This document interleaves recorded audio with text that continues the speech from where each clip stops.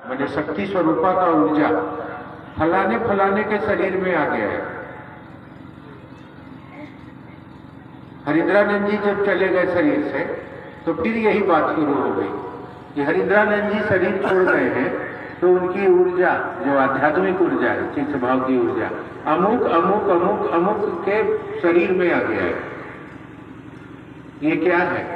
ये क्यों सुनते हैं आप समझते क्यों नहीं है कि शिव शिष्टा का कॉन्सेप्ट क्या है? और उसके पीछे भैया और दीदी हम लोग सब लग जाते हैं, अब उनके सम्मान में लग जाते हैं, अब उनके तरफ बढ़ जाते हैं। महादेव छूटे, अब व्यक्ति प्रधान हो गया क्योंकि ऊर्जा हरिंद्रानंद जी की उनके शरीर में आ गई है ना, तो अब उसी को पकड़िएगा ना। महादेव को तो पकड़ नहीं पाइएगा, महादेव तो हमारे आपके पकड़ से बाहर चले गए।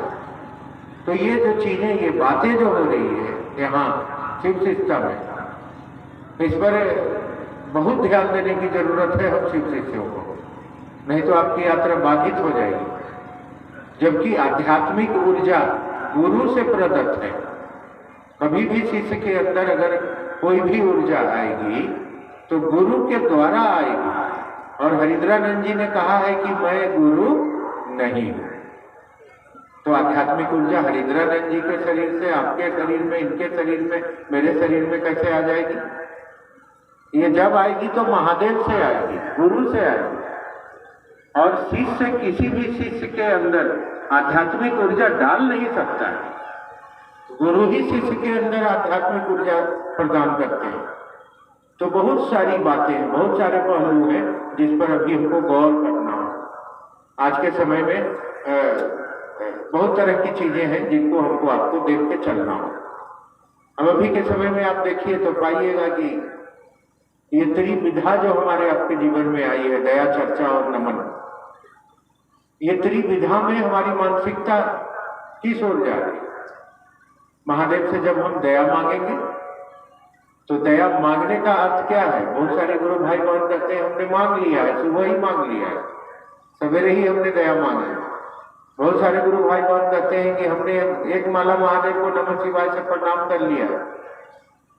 यहाँ आता हूं तो देवाशीष बाबू की याद आ जाती है। साहब के पास बैठ के ये बोलते थे कि जी हम 1000 माला रोज करे छिए नमः शिवाय।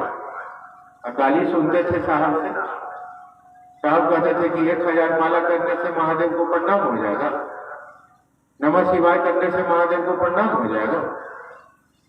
तो ये जो नमः शिवाय गुरु बहन भाई अक्सर कहते हैं, हम 1 माला कर लिए, गुरु भाई बहन अक्सर कहते हैं हम महादेव से दया मांग लिए, गुरु भाई बहन अक्सर कहते हैं हम शिव गुरु की चर्चा कर ली। ठीक है, उम्र कितनी हुई शिव शिष्यता में? हमारा तो 20 साल हो गए, 25 साल हो गए। ठीक है, अब शिव चर्चा में आइए। जैसे हम महादेव से दया की याचना करेंगे, याचना मैंने भीख मांगना, और भीख मांगने की स्थिति कब होगी? जब मेरा मन हारा हुआ रहे। ये मांग लिए हम महादेव से दया, नहा पीछ के या एक टाइम बैठ के, इससे कभी दया नहीं होगा महादेव का। दया की मन स्थिति में व्यक्ति को जाना पड़ता है।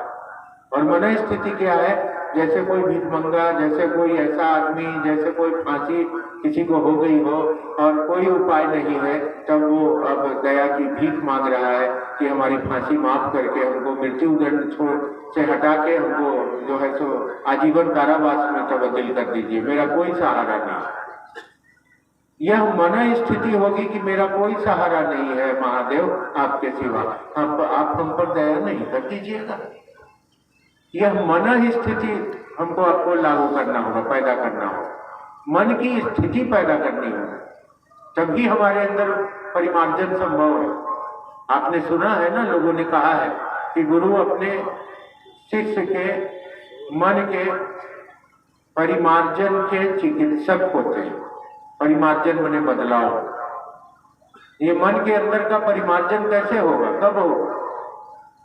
जब हम महादेव की ओर से जुड़ेंगे, जुड़ेगा मन, चलेगा मन। मौन व्याख्या है यहाँ, मौन वक्ता है, मौन श्रोता है। यहाँ बोल के कुछ नहीं है, कोई सुनने वाला भी नहीं है, शरीर में कोई गुरु नहीं है, तो मौन रूप से हम चलेंगे।